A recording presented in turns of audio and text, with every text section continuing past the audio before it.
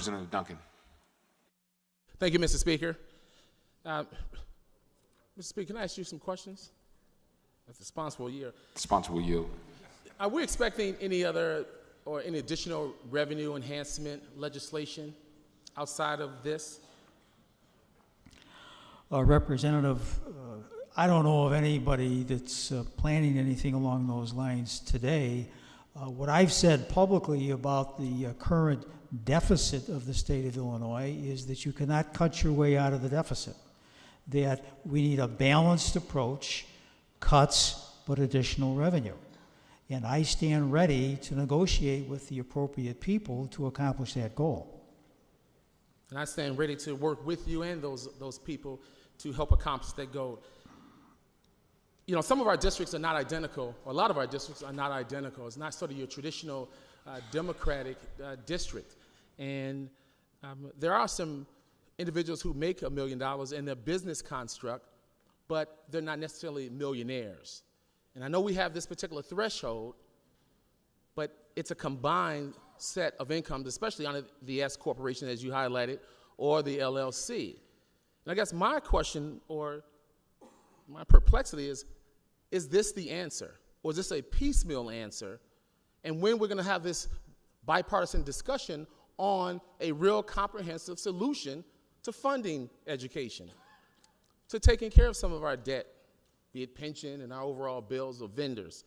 I'm trying to really get to a comprehensive approach to how it is that we can sustain and grow new businesses here in this state, so everyone gets an opportunity to work.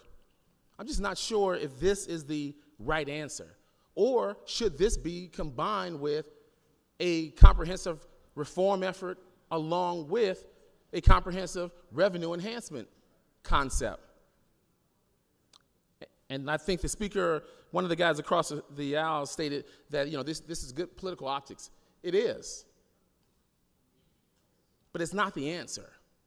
And it's really sort of a, you know, let's look at those guys because they're over a particular dollar amount, at least in terms of what they generated in their respective company, but it's not the answer.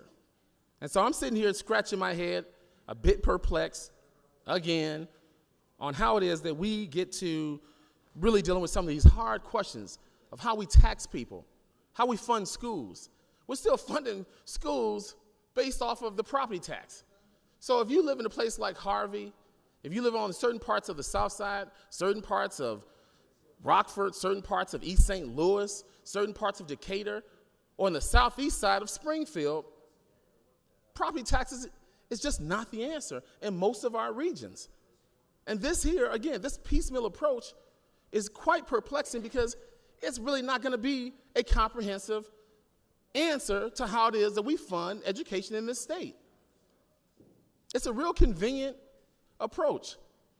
So again, I'm ready and willing to get to the big questions on how it is that we really fund schools across this state, how it is that we take care of our vulnerable citizens, and how it is that we put the citizens that I want in my respective district to work or keep them working.